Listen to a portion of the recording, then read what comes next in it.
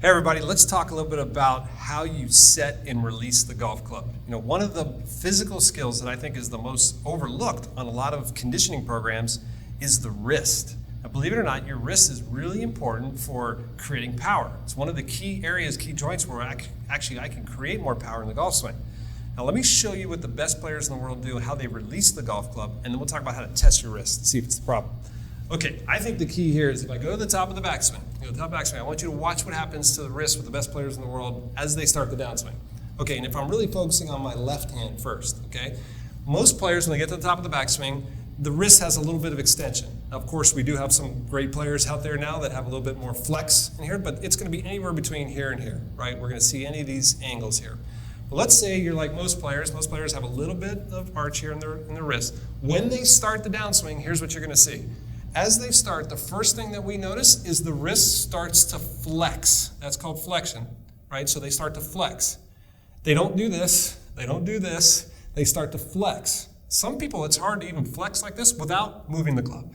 So first thing they do is they flex, then they start coming down, and now the next thing they do is they start to unhinge. They start to go this way, and the last thing they do is they rotate, right? So if I look at the sequence that happens, is it flexes, it unhinges, and then it rotates. In that order, with the best players in the world. That's how they compress the ball. The loft on their 4-iron looks more like a driver by the time they get to contact.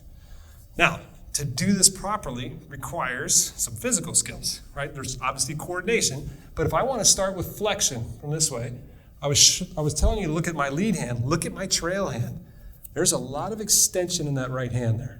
And this is a restriction that we see with a lot of players, that if they can't extend the back hand, the trail hand, they can't extend that wrist, well then they're always casting the club, coming over the top, they're losing their angles, and they can lose some speed. So how do you know if you have enough extension in that trail hand? Real simple. Okay, here's what you need. Go into your bag, grab your 6-iron. For some reason, this only works with a Titleist 6-iron. I don't know why. But you grab your 6-iron, and what I want you to do is this. You take your 6-iron, you lay it across your forearm. Now, all kidding aside, industry standard with a 6-iron is around 60 to 62 degrees lie angle. That's the lie angle of the club. We're going to use that angle. Put that 6-iron on your forearm, make a fist. Make a fist, put your thumb out just like this. That simulates a golf grip. From this position here, you should be able to extend your wrist all the way up to touch the sole of the club. That's 60 degrees. If you are restricted here, and you can't, and there's a lot of you that I can't get my hand up here, well then guess what? You're not going to be able to release it like the best players in the world, right? What you might see is instead of you doing this first, you might start to see releasing the club first. And you're wondering like, why am I casting? Or why am I losing some of my lag?